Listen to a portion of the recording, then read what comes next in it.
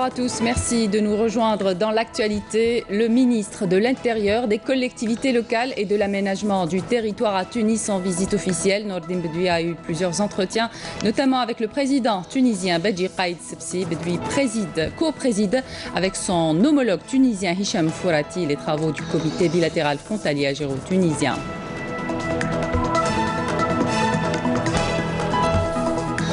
Les ministres du Commerce et celui des Travaux publics et des Transports au poste frontalier de Tindouf. Objectif examiner les mesures pratiques prises pour faire de la foire économique de la production algérienne prévue fin de ce mois à Nouakchott un succès. Dans l'actualité également, l'activité partisane, le Front de Libération Nationale rencontre ses militants et sympathisants, tenus également ce samedi du séminaire national des militants du Parti du Rassemblement National Démocratique. 4e édition de l'université du FCE Al-Oued. Ali Haddad souligne l'enjeu fondamental actuel de faire réussir le défi de la diversification de l'économie nationale. Bienvenue à tous. Le ministre de l'Intérieur, des collectivités locales et de l'aménagement du territoire à Tunis en visite officielle. Nordine Bedoui a été reçu ce matin par le président tunisien Beji Caid Sebsi. Bedoui lui a transmis un message de fraternité et de considération du président de la République, Abdelaziz Bouteflika. La rencontre a permis d'évaluer la coopération entre les deux pays, notamment la tenue du comité bilatéral frontalier algéro-tunisien.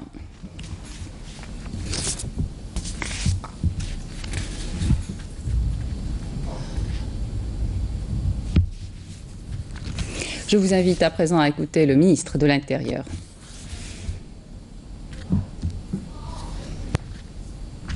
سعدت باستقبالي من طرف فخامة رئيس الجمهورية التونسية. J'ai eu l'honneur d'avoir été reçu par le président tunisien Beji Caid Sebsi. C'était l'occasion pour moi de lui transmettre un message d'amitié et de fraternité de la part de son frère, le président de la République, Abdelaziz Bouteflika. Je l'ai également informé de l'objet de cette visite, ainsi que le contenu de cette réunion bilatérale, réunissant notamment les walis des régions frontalières des deux pays, ainsi que l'importance que revêt cette coopération frontalière entre les deux pays frères, et ceci en application des instructions du président de la République Abdelaziz Bouteflika et du président Beji Caid Sebsi. Lors de cette audience, j'ai eu à écouter les orientations du président Sebsi sur la nécessité de promouvoir le travail autour du développement sous toutes ses formes au niveau des zones frontalières. Et justement, la rencontre d'aujourd'hui avec mon homologue tunisien sera suivie par des commissions cycliques pour la concrétisation des objectifs communs. Nordine Bedoui a également été reçu par le chef du gouvernement tunisien, Youssef El-Chahed. La rencontre a permis aux deux parties un échange de vues sur plusieurs questions d'intérêt commun, notamment la sécurité des régions frontalières algéro-tunisiennes.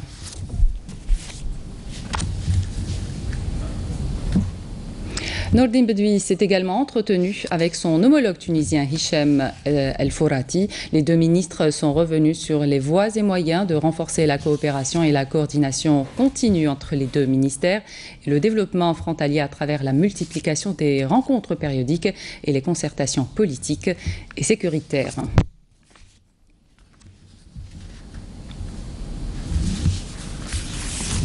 Les ministres du Commerce et celui des Travaux publics et des Transports au poste frontalier de Tindouf. L'objectif de cette visite de travail de Saïd Jelab et de Abdelradi Alen, c'est examiner les mesures pratiques prises pour faire de la foire économique de la production algérienne à Nouakchott un succès, un événement qui devrait renforcer les échanges commerciaux entre les deux pays et insuffler une nouvelle dynamique au poste frontalier.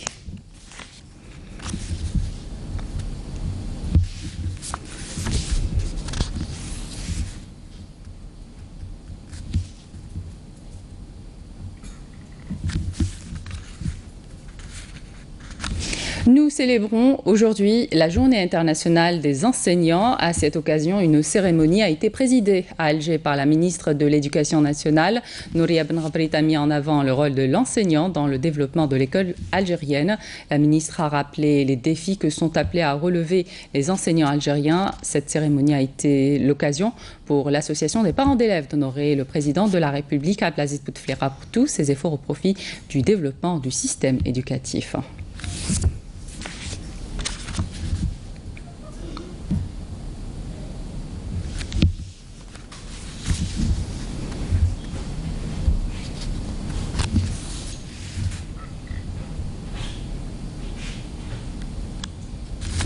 Journée technique sur le contrôle des constructions hydrauliques ce samedi, une rencontre organisée par le ministère des Ressources en eau en collaboration avec l'Organisation nationale de contrôle technique de la construction hydraulique. L'événement a été l'occasion de sensibiliser les acteurs et le monde universitaire du secteur autour de ce thème. Le ministre des Ressources en eau, Hussein Nassib, a insisté sur le contrôle des structures hydrauliques qui, selon lui, doivent être généralisé. Il a appelé à hisser l'expertise du CTH, déjà positive compte tenu des défis importants auxquels doit faire face ce secteur. Tenue ce samedi d'une rencontre des militants et sympathisants du Front de Libération Nationale à Béchar, sous la présidence de son secrétaire général. Jamel Ould Abbas est revenu sur les réalisations du président de la République, notamment dans la wilaya de Béchar. Il a également abordé la situation qui prévaut actuellement au sein de l'Assemblée nationale populaire. Jazia Bayou. Durant sa rencontre avec les cadres du FLN, le secrétaire général du parti, Jamel Ould Abbas, a rappelé à l'issue de son allocution l'histoire de la région et le combat de ses habitants pendant la guerre de libération, tout en rappelant les exploits réalisés par la wilaya sous la direction éclairée du président de la République.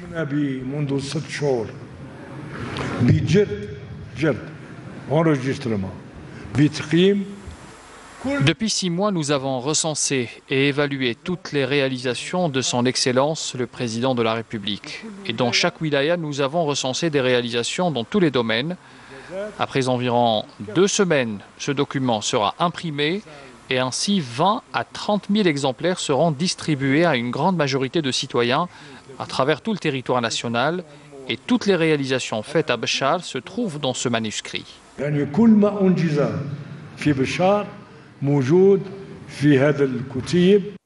Le secrétaire général du FLN a tenu à rappeler que la transparence et la démocratie étaient les symboles du parti, tout en insistant sur l'obligation des cadres du parti à faire preuve de rigueur et d'engagement.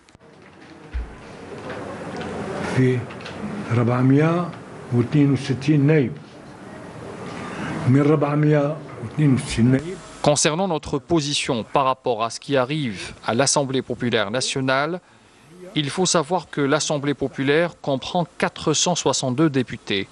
351 d'entre eux ont signé officiellement en faveur d'un retrait de confiance par rapport au président de l'APN. À cette occasion, un hommage a été rendu au président de la République en guise de reconnaissance pour ses efforts pour la prospérité et le développement du pays. Le FLN a enfin lu à l'assistance une motion de soutien au programme du président de la République. Tenu ce samedi également du séminaire national des militantes du RND lors d'une conférence de presse en marge du séminaire, le secrétaire général du parti du Rassemblement national démocratique, Ahmed Ouyahia, est revenu sur plusieurs points. Ce qu'il faut retenir de cette rencontre dans ce compte-rendu signé Kamal Swik. Cette conférence aura été l'occasion pour le secrétaire général du Rassemblement national démocratique de rappeler le rôle de la femme algérienne. La femme algérienne, dira Ahmed Ouyahia, qui a conduit tous les combats, notamment celui de la réconciliation nationale. Un acquis qu'il faut conserver, selon le premier responsable du RND, dans le cadre d'une politique de paix et de stabilité que connaît l'Algérie. Dans ce cadre, Ahmed Ouyahia a renouvelé son appel au chef de l'État à briguer un 5e mandat.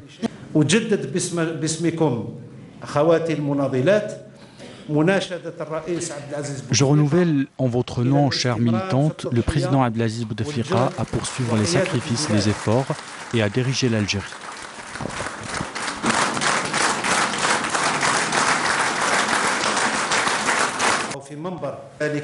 Répondant à une question concernant le blocage que connaît l'APN, Ahmadou Yahya a écarté la dissolution de la Chambre basse, appelant à faire preuve de responsabilité et de lucidité.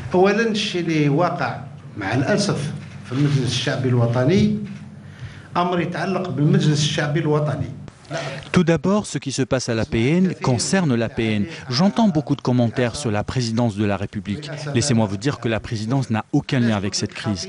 Le président de l'APN a été élu par ses collègues. Mais malheureusement, il y a un malentendu avec ces mêmes collègues qui l'ont élu. Je suis d'accord avec ceux qui disent que le processus de démission et de retrait de confiance n'est pas clairement défini par la Constitution. Mais la situation actuelle nécessite une action, car il n'y a encore une fois aucune entente entre le président de l'APN et ceux qui l'ont élu.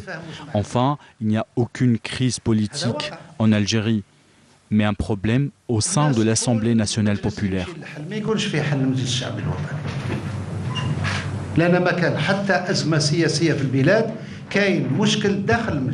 Lors de cette conférence de presse, Ahmadou Yahya a estimé que les événements du 5 octobre 88 n'étaient nullement le début d'un processus démocratique, mais celui d'une anarchie qui a poussé le pays à aller vers le terrorisme et le désordre.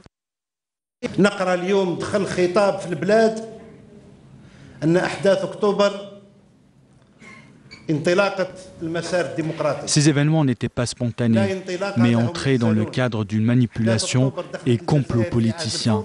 Ils ont conduit l'Algérie vers le chaos et vers le terrorisme. En évoquant ces souvenirs douloureux, permettez-moi de m'incliner devant la mémoire des victimes.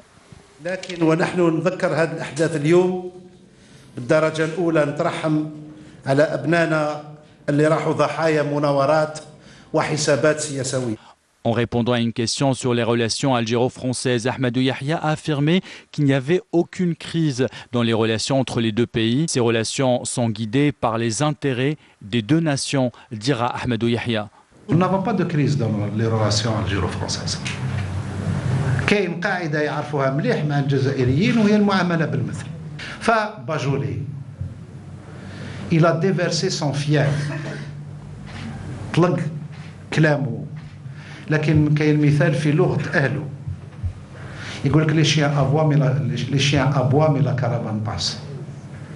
رئيس بوتفليقة انتخبوا شعبه وشاد فيه شعبه.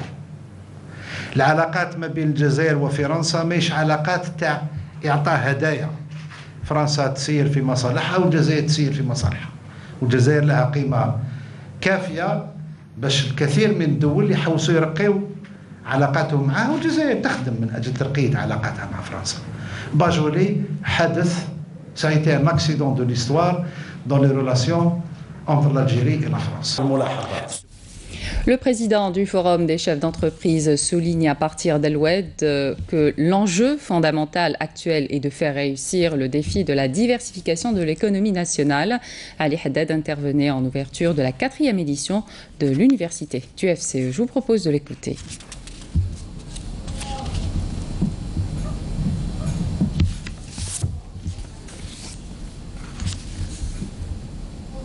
حققت الجزائر تحت القيادة الرشيدة لفخامة رئيس الجمهورية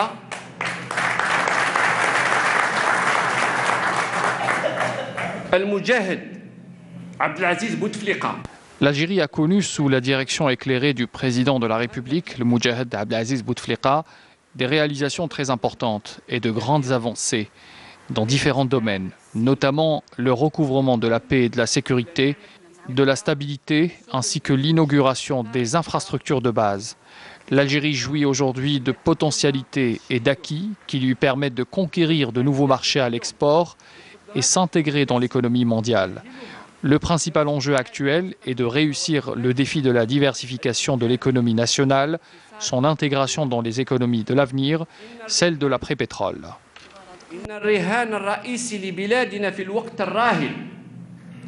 يتمثل في إنجاح تحدي تنويع الاقتصاد الوطني إدراجه ضمن اقتصاديات الغد اقتصاديات ما بعد البترول. Le Forum des chefs d'entreprise a, à cette occasion, honoré le président de la République, Abdelaziz Bouteflika, pour ses efforts au profit du développement de l'économie algérienne. Le FCE entend ancrer des mécanismes opérationnels pour accompagner l'entreprise économique en vue de promouvoir sa performance en fonction des exigences du marché mondial. Plus de détails avec Abdelmajid Benkassi. Reportage.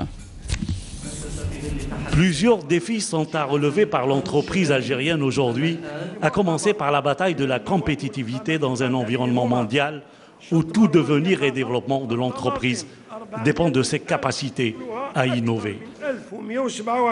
Les entreprises demain vont être valorisées par rapport à la façon d'utiliser les systèmes d'information, les systèmes data, l'intelligence.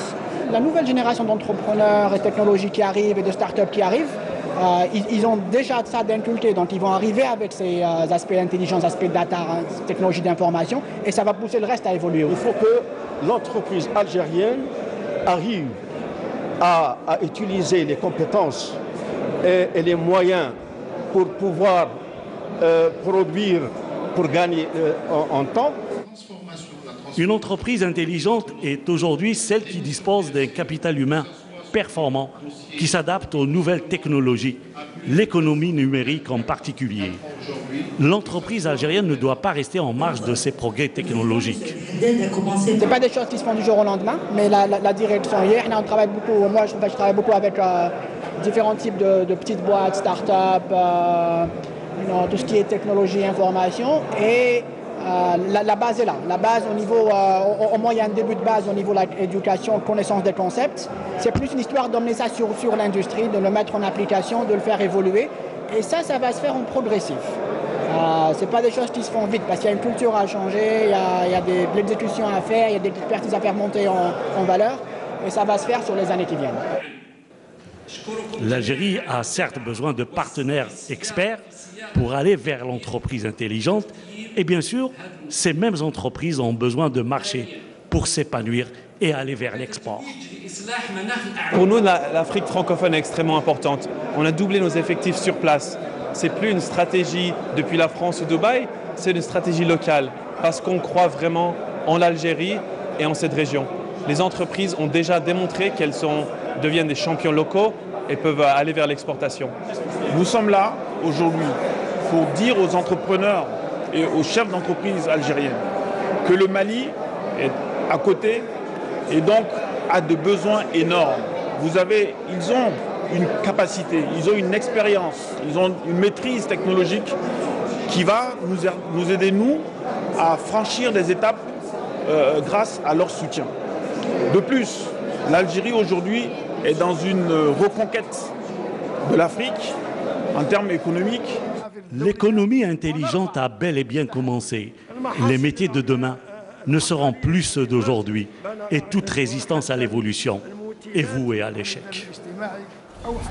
Le jardin Kateb Yassine a été inauguré officiellement cet après-midi au 13e arrondissement de Paris en hommage à cet homme de lettres et de théâtre, figure emblématique de la culture algérienne du XXe siècle. La cérémonie à laquelle une foule nombreuse a assisté, formée d'artistes, d'hommes de culture, d'élus, s'est déroulée en présence du maire du 13e arrondissement de Paris, Jérôme Koumé, l'ambassadeur d'Algérie en France, Abdelkader Mesdoua, et l'artiste Amazir Kateb, fils de Yassine Kateb, avec des membres de sa famille. Afaf Belhouchet.